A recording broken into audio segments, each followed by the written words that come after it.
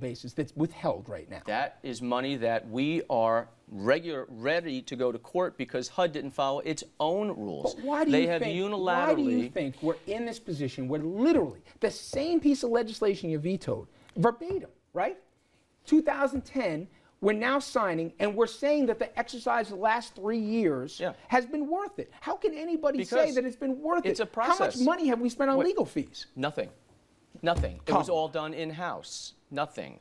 The original case was millions of dollars that Andy Spano spent. That was the original case. Ken Jenkins came to the program and said that we've spent millions in terms of legal fees. He's right. From 2006 to 2009, not now. I'm sorry. But let's talk. I want to talk about. I'm reading from a statement from HUD where it says to get the community development grants totaling about $17 million, the county must provide HUD with a series of assurances and the grants and the conditions with the timetables and benchmarks, in addition to the plan to promote source of income legislation. That's already being done. No, but first of all, you're saying, I'm sorry, and I don't mean to split hairs here, but you're saying the county's in compliance when HUD is saying that you're not. I don't care what HUD says. They are one party to a two-party settlement. If I called you names, does it make it true? You're also saying that you're in compliance even without signing this into law when the last time around, when you vetoed it, that's what caused you to be out of compliance. I will. I can't. I cannot veto it. That's the court's order. But the county board is not under an order by the court to pass it. That's up to them to do whatever they choose to do. I want to talk about the important thing, and that is the zoning issue, which is coming up right now. Federal government is requiring, in order to get the money, requiring that the county sue the municipalities to abolish any restrictions in a zoning code that would prohibit height restrictions, density, acreage, watershed protection and environmental reasons, number of bedrooms. Get this straight. In any neighborhood, they feel, HUD feels, and read these letters. It is from March 13th and March 25th. This is what they're saying must be done in order to get the money.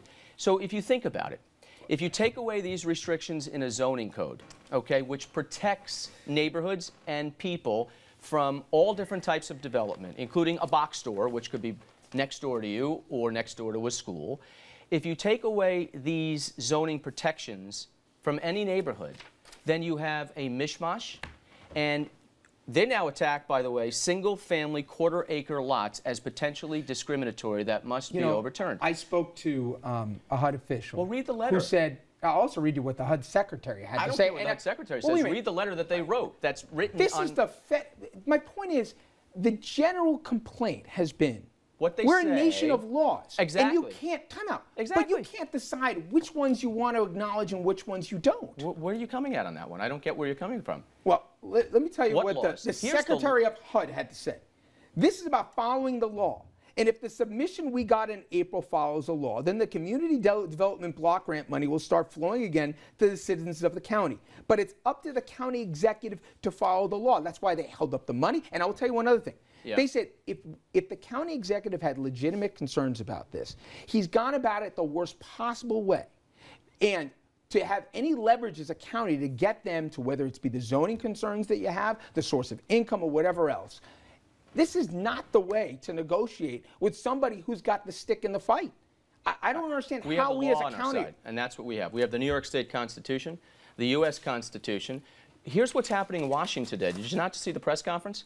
There is an out-of-control, overreaching federal government, and the federal government, read the letters. I want you to read the letters. March 13th, March 25th, westchester.gov.com.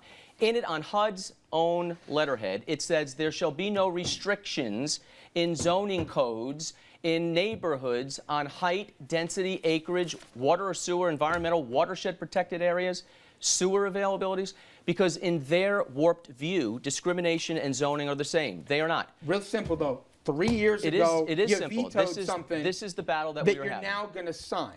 But I have to sign, and I will sign, because the court ordered that. And what we've done in the last 3 years, forget about the reputation of the county and the possible exposure that still hangs out there for the county. Exposure. What was the point? The point was very principled, and here it is. Number one, we've had people say, what is the source of income? Let's define, first of all, what we're talking about.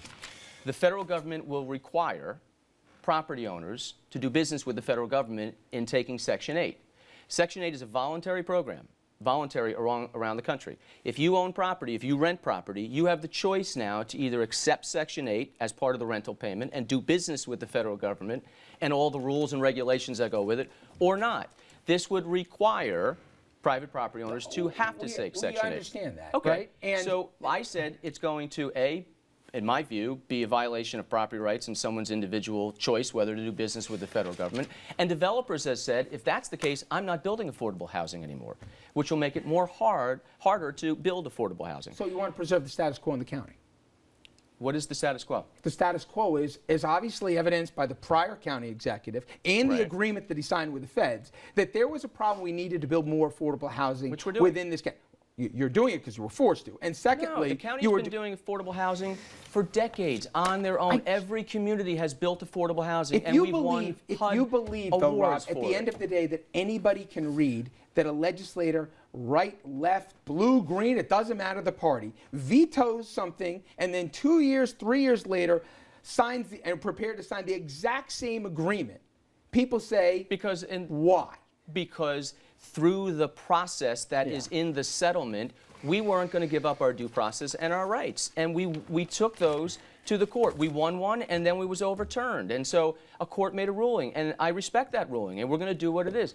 But the zoning issue it's frightening, because if bureaucrats in D.C. get to choose who lives where, and how neighborhoods are going to be developed. And that's part of also what a lot of people have been, big issue. And we don't have time, unfortunately, but a lot of people have said you've been playing the scare tactics with social engineering comment you made about that you're going to be forcing people to live, like, look out, your neighborhoods are going to have different shades. HUD. And first of all, there is no room. They said social engineering, they want to do that, or did you? I said it because that's what it is. Right. Well, and there is, no, you're taking away, I took your exact quote. Exactly. This is exactly what it is. It's a mad scientist. It's a mad scientist in D.C. who called this, by the way, that guy, you had that press conference? What was it? Grand experiment was the term that the Deputy Secretary of HUD used in that press conference with Andy Spano. Westchester is their grand experiment. But here's the problem. That is their direct the problem quote. is you inherited. We all inherit stuff. We all inherit stuff that we don't like. Doesn't mean I give up what is right for what is wrong. What we all learned in kindergarten was a deal is a deal. Exactly. And for the last 4 years, Westchester has not been compliant under threat of not only contempt, withholding funds, potential lawsuits, you yourself possibly even being in contempt. And at the end of the day, the question is, what really has been the payoff for the county? The payoff for the county is we still have a New York State Constitution. The communities should be able to and will be able to plan and zone for themselves. Neighborhoods will be protected from overdevelopment. And or we can just say, well, you know, HUD wants us to do this. And I'll give you the last word. So you wouldn't know this right now, but I actually do like Rob. And we like the back and forth here. Again, Rob Astorino, and I will say it's looking pretty good for him for re-election right now, but we've got a way to go, as he would say, till November. Rob, thank you. Thank you, Richard. All right, when we come back, we're going to have more on RFL. Please stay with us.